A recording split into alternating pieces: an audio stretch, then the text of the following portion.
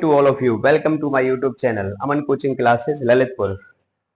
हम आज आपको, चाहे आप किसी भी कक्षा में पढ़ रहे हो, 9th में पढ़ रहे हो, 10th में पढ़ रहे हो, 11th में पढ़ रहे हो, 12th में पढ़ रहे हो, आप इंग्लिश अगर सीख रहे हैं, इंग्लिश आपका सब्जेक्ट है, इंग्लिश आपको सीखना है, तो आप ये इंग्लिश ग्रामर का एक बहुत महत्वपूर्ण टॉपिक होता है ट्रांसलेशन, उसके बारे में आपको जरूर सीखना चाहिए। आपको इस टॉपिक को सीखने के लिए हमसे जुड़ा रहना चाहिए ताकि आप इस चीज को सीख सकें। हम ट्रांसलेशन सीखने आए हैं। ट्रांसलेशन का मतलब होता है अनुवाद। हम यहाँ हिंदी से इंग्लिश अनुवाद करेंगे और इंग्लिश से हिंदी का अनुवाद करेंगे, मतलब अंग्रेजी से हिंदी में वाक्य बनाएंगे और हिंदी से अंग्रेजी में वाक्य बनाएंगे। इसके लिए ट्रांसलेशन सीखने के लिए हमें पहले कुछ चीजें और भी जान लेनी चाहिए, जब हमें ट्रांसलेशन और अच्छे से आ जाती है। तो सबसे पहले हम सीखेंगे एक जो सबसे महत्वपूर्ण टॉपिक है जिसका नाम है सेंटेंसेस। सेंटेंसेस सीखना चाहिए पहले आपको। सेंटेंस माने वाक्य होता है, वाक्य। सबसे पहले वाक्य किसे कहते हैं? प्रश्न है कि वाक्य कहा किसे जाता है, तो इसकी एक डेफिनेशन है, a group of words, a group of words which make a complete sense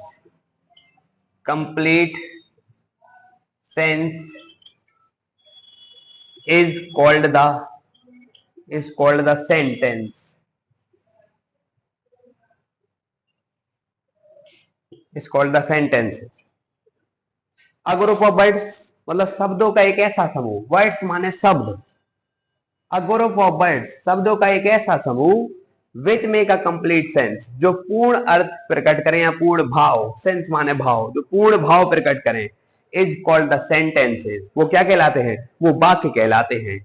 वाक्य शब्दों का एक ऐसा समूह है जो पूर्ण भाव प्रकट करें, पूर्ण अर्थ प्रकट करें, वाक्य कहलाता है। जैसे एक एग्जाम्पल है, जैसे सीता एक मधुर गीत गाती है। सीता एक मधुर गीत गाती है, सीता एक मधुर गीत गाती है। ये हिंदी में वाक्य लिखा हुआ है, सीता एक मधुर गीत गाती है। अगर हम इसको अंग्रेजी में ट्रांसलेट करें, अनुवाद करें, तो कैसे बनेगा ये वाक्य? सबसे पहले हम देख लेते हैं कि टेंस का वाक्य है, एक ता है ती है इसमें, ये टेंस का वाक्य है। तो हम इसको बनाएंगे, पहले सब्जेक्ट है सीता, सीता। अब हम जानते हैं कि ये प्रेजेंट इंडेफिनिट का वाक्य है। आपको हम टेंस भी आगे सिखाने वाले हैं इसके बाद, पहले लेकिन अभी हमें जानकारी के लिए बताना चाहिए आपको। सीता एक मधुर गीत गाती है, तो यहाँ ता है ती है, तो सीता के साथ वर्ब में ऐसे ये लगता है प्रेजेंट इंडेफिनिट में एक वचन करता है सीता, तो सीता सिंग्स, सिंग्स एक मधुर गीत, a sweet song, a sweet song.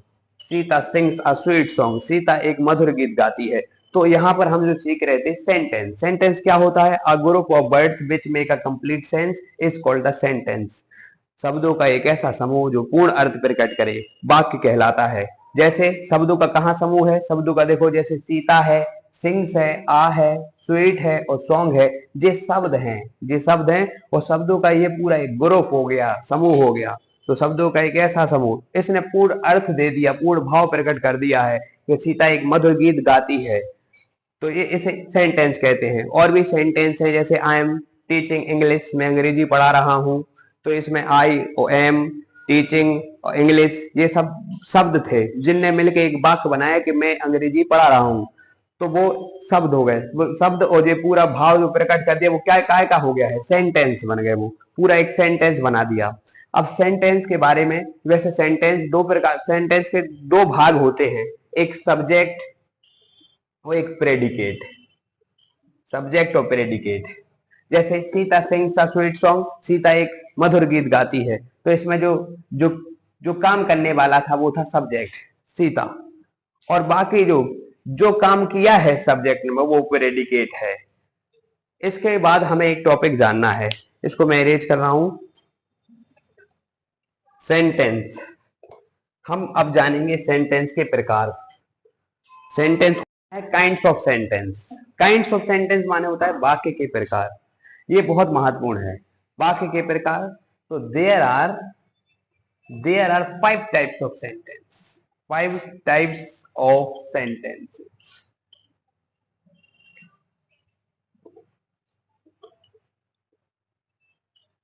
वाक्य जो होते हैं वो 5 प्रकार के होते हैं। इन 5 प्रकार को जानने के बाद हम आगे पढ़ेंगे जिससे ट्रांसलेशन हमें बहुत अच्छे से आ जाएगी। There are 5 types of sentence, वाक्य 5 प्रकार के होते हैं। वाक्य 5 प्रकार के होते हैं। एक नंबर में है assertive sentence. Assertive sentence, assertive sentence माने होता है साधारण वाक्य। 5 प्रकार में पहला जो नंबर है वो है असर्टिव सेंटेंस। असर्टिव सेंटेंस माने होता है साधारण वाक्य। दूसरा नंबर पे होता है interrogative sentence. Interrogative sentence, interrogative sentence. फिर इंपेरेटिव सेंटेंस, इंपेरेटिव सेंटेंस,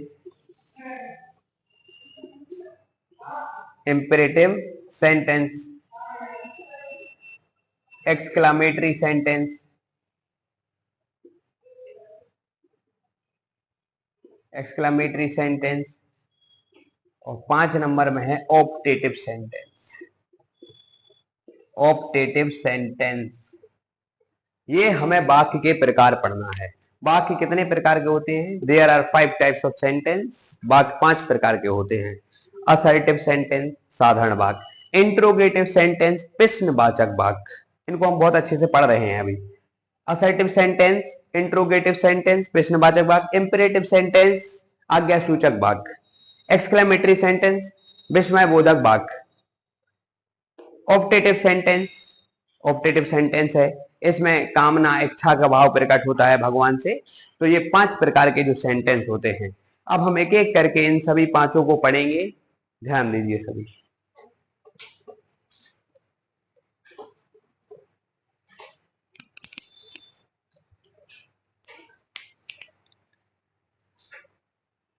पहले हमें पढ़ना है assertive sentence.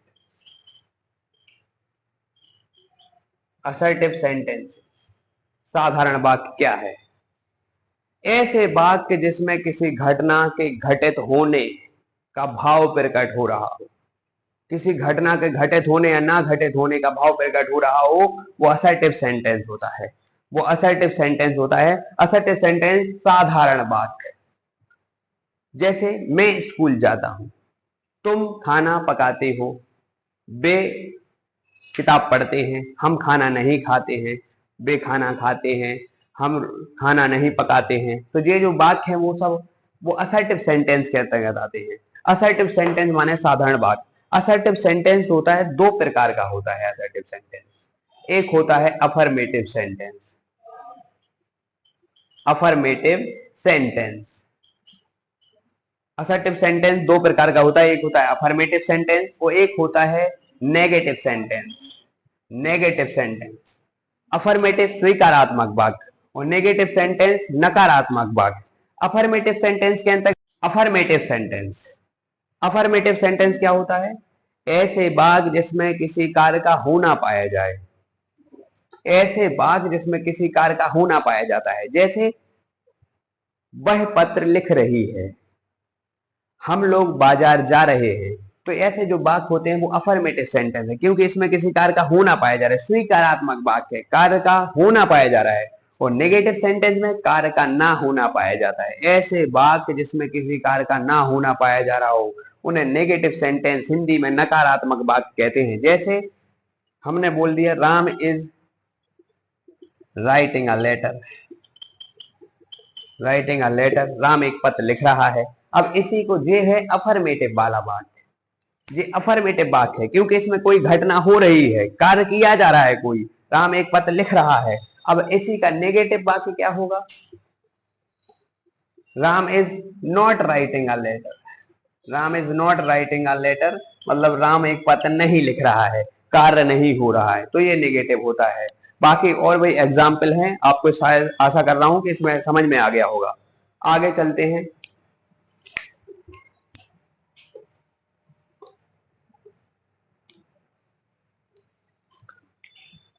Interrogative sentence, interrogative sentences प्रश्नवाचक वाक्य। इंट्रोगेटिव सेंटेंस का अर्थ होता है प्रश्नवाचक वाक्य। प्रश्नवाचक वाक्य, इंट्रोगेटिव सेंटेंस माने प्रश्नवाचक वाक्य। प्रश्नवाचक का मतलब इस प्रकार के वाक्यों में प्रश्न किया जाता है, जिसमें प्रश्न पूछने का भाव प्रकट हो रहा हो, ऐसे वाक्यों को इंट्रोगेटिव सेंटेंस बोलते हैं। इंट्रोगेटिव सेंटेंस के अगर समझने के हिसाब से देखा जाए तो ये दो प्रकार के वाक्य होते हैं इंट्रोगेटिव सेंटेंस में। पहला जो इंट्रोगेटिव सेंटेंस होता है वो होता है yes no type. Yes no type का अर्थ क्यों दिया इसको यस नो टाइप नाम? क्योंकि ऐसे बात जिसमें हमें ऐसे प्रश्न पूछा जाए जिससे हमें जवाब सिर्फ हाँ और ना में देना पड़े, यस या नो में देना पड़ रहा हो, ऐसे वाक्यों के यस नो टाइप बोल देते हैं। यस नो टाइप की पहचान क्या है? ऐसे वाक्यों के जो हिंदी होती है वो क्या शब्द से स्टार्ट होती है, ऐसे वाक्यों की हिंदी क्या शब्द से स्टार्ट होती है और अंत में क्वेश्चन मार्क लगा होता है, जिससे हमें पता चलता है कि वाक्य इंट्रोगेटिव है। जैसे